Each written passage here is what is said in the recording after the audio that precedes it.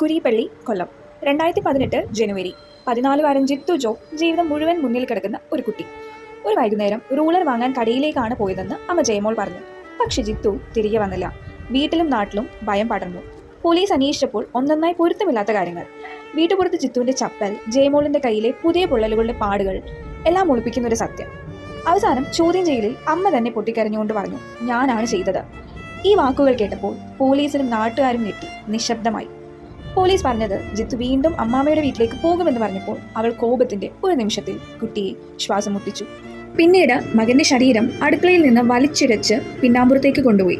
ഉണങ്ങിയ ഇലയും തേങ്ങാപ്പോലയും ഉപയോഗിച്ച് തീ കൊളുത്തി.